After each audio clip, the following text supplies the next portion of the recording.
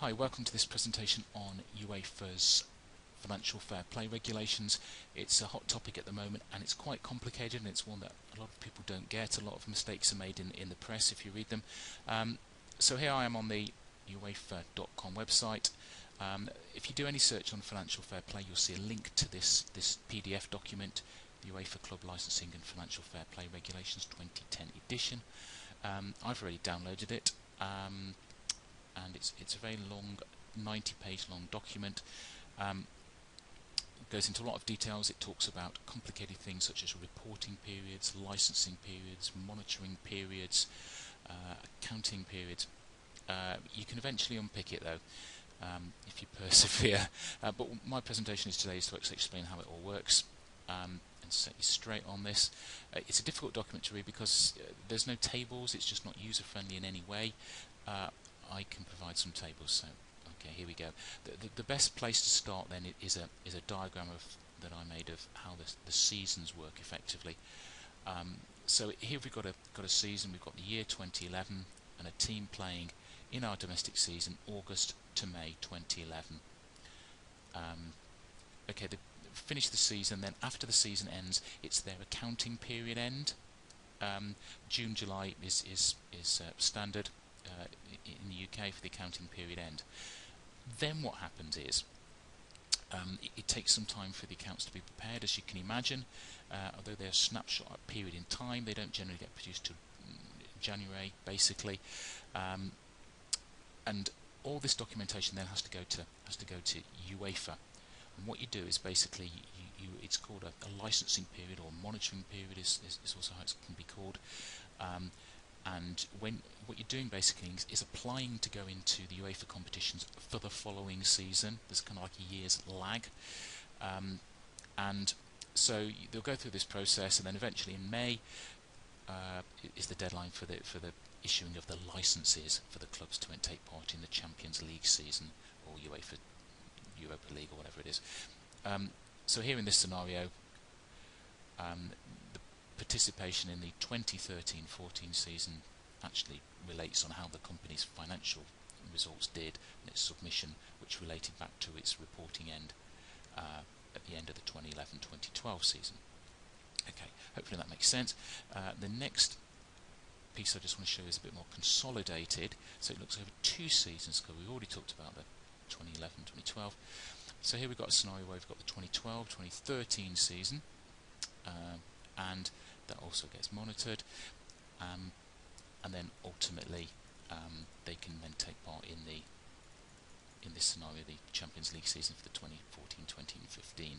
2014-2015. So the way it works is, say, there's a bit of a lag. So in the UK, you actually have to apply well in advance of actually knowing you've qualified for the competition. So likes of poor Aston Villa, who must go through this process every year, and then of course come May they haven't got the requisite points in the leagues or won the cups, so they don't actually take part.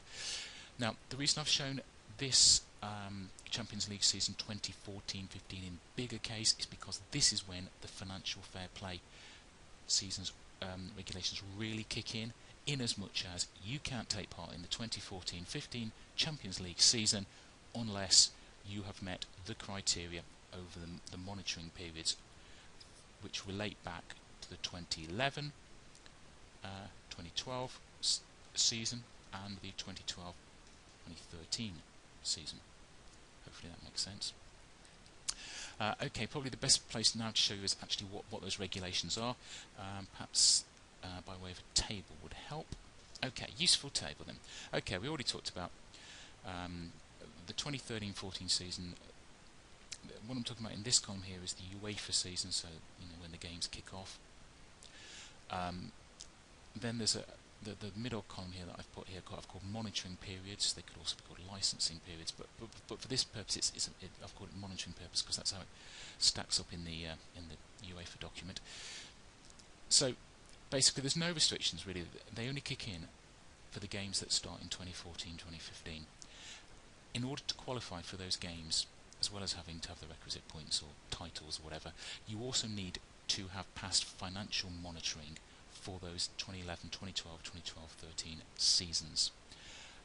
You can only lose a certain amount of money there's a cap on it. The restriction is £45 million over those 2 seasons in total added together. So it's not a lot, it's 37.2 million. And then it changes over the next season, the 2015-16 game, when the games are played. And it then looks over 3 seasons, and those 3 seasons, they're keeping the cap the same at £45 million, so it gets harder actually. And then the 2017-2018 period, again it's over 3 periods, but they're reducing the cap down to 30 million, which is only £26 million. It's what, it's like £8 million a season. Really difficult to comply with, that will be, to be honest, for a lot of the clubs. Okay, so probably the next place to show you is some examples of what that will actually mean, a kind of criteria test, I've dubbed it here. There's something else I need to tell you actually, which is about the 2011-2012 season. There's a kind of get out clause. Perhaps I'd better show you this here. There's a lot of text. This is just a copy and paste from the UEFA document. And basically what UEFA have done is that they've acknowledged that teams going into this 2011-2012 season may well have players on high wages that they signed in previous seasons, and that they've basically allowed them a kind of a discrepancy so that their wages in effect don't count towards the 45 million that we talked about. But here's the exact text. It's important to know, even though it's difficult to read. If a licensee reports an aggregate break-even deficit that excludes the acceptable deviation and it fulfills both the conditions below, then this will be taken into account in a favourable way. So the 2 conditions are basically that the club reports a positive trend in the annual break-even results, proving that it's, well, basically the deficit is reducing. That speaks for itself. The second one is more complicated. The club proves that the aggregate break-even deficit, basically losing more than 45 million euros, is only due to the annual break-even deficit of the reporting period ending 2012. That's the 2011-2012 season. And that deficit in turn is due to contracts with players that were undertaken prior to the 1st of June 2010, if that makes sense. So you can basically carry over, you can allow to wipe off some of the debt in effect. It doesn't actually count towards your 45 million, but it only counts for that one season. And I'll show you what I mean if we go on to the criteria test piece. Okay, so here's a scenario here. What I've shown in this example, and bear with us for this assumption, is that the deficit that the club makes in the 2011-2012 season is entirely due to pre-June 2010 contracts.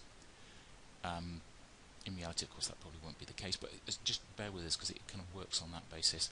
So in this scenario, it's lost £44 million, and then the next season it doesn't lose anything. Well, it passes the test because actually the aggregate deficit is below 45 million. It would have passed anyway because in this scenario I've explained that for this club I've assumed that the 2011 debt is due to pre-June 2010 contracts. The next scenario, it also passes because although it's made a debt loss in 2012-13, the bulk of the debt effectively is due to these old contracts. The following scenario is a scenario that perhaps Man City or Chelsea might find themselves in, and that's the worrying one for them, which is where they do have a big debt in 2011-2012. They also have a big debt in 2012-13 that exceeds 45 million euros. If they do that, they will fail. Okay, going on to the next scenario then for the next season. So this is the season that previous one was talking about, as we talked about, the 2014-2015. This is the next one, 2015-2016 season, where the criteria is done over 3 seasons. They're looking at monitoring over 3 seasons. Got more failures here. First scenario, we've got again the club using this 2011-2012 period, where with old contracts, loses a lot of money in this year. The next year it loses less, and the third year it loses less. Well, actually it's able to take part in the competition because You can exclude the 2011-2012 in this scenario I've given, and those two figures, the 16 and 15, add up to less than 45, so it's just okay. The next two scenarios, they both fail. In this scenario, it's lost 30 million in 2012-13 and lost 18 in the next season. Well, if you add those two figures together, it's more than 45 million, so it fails. The next scenario also fails, and this is because in this scenario I've shown it's got an increasing deficit. That's like a sub-clause, as you might remember previously. The deficit isn't coming down, it's actually increasing in this scenario. Then the final one I want to show you is what happens in the 2016-17 season, a long way off, admittedly, but it all relates to what happens in these seasons, which aren't too far away, actually. This scenario, it just passes, the club loses. Remember that the threshold is only down to 30 million euros. So because it's less than 30 million over the 3 seasons, it's just okay. And the next scenario fails because obviously over those 3 seasons added together, the aggregate, it's more than 30 million, which, as I said, is only an average of about £8 million a year that the club can actually lose. So I hope that kind of all made sense. There's a couple of other things I just wanted to talk about. There was a few people kind of misunderstood what this whole pre-June 2010 contracts actually means. There's a piece here at the end. It says, for the avoidance of doubt, all renegotiations on contracts undertaken after 1st of June 2010 wouldn't be taken account in this kind of get-out clause. So, you know, if something like Drogba was signed on a long-term contract pre-2010 and the contract was then extended, it basically his extension of the contract would still count towards, you know, be measured against those £45 million or whatever threshold figures. There's a couple of other things. A few people have said, well, you know, what could be done to, you know, for Abramovich or whoever it is to get out of it? There's a few things really that I need to point out. It's actually very difficult. For example, it says here, relevant income and expenses from related parties, and that would be Abramovich, the kind of owners, he's a related party, they must be adjusted to reflect the fair value of any such transactions. So Abramovich buys I don't know why I'm picking on him, but anyway, Abramovich buys a bit of the car parking space at Stamford Bridge or whatever, and pays many millions of pounds over the odds for it, in an effort to boost the club's finances. Well, that wouldn't be allowed because it wouldn't be considered to be for fair value.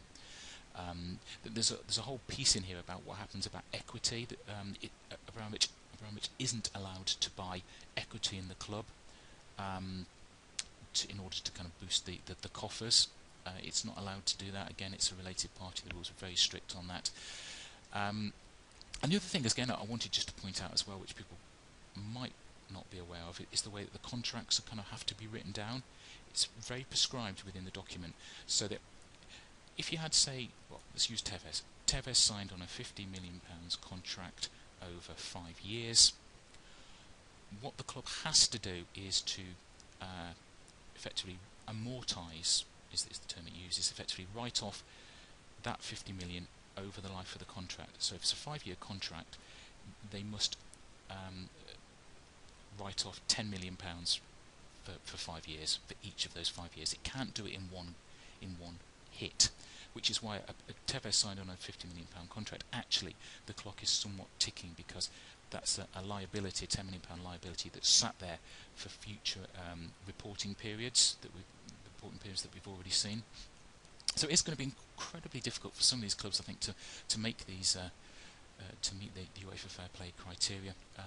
Platini shows absolutely no sign of giving in. He's effectively introduced these criteria and these rules to catch out the Chelsea and the Man Cities of this world, and it'll be interesting to see what happens. At the end of the day, he controls entry into the competitions, and I suspect actually that he'll have ultimate say in whether or not clubs have met the criteria. So thank you very much for listening today, and yes, well, thank you very much.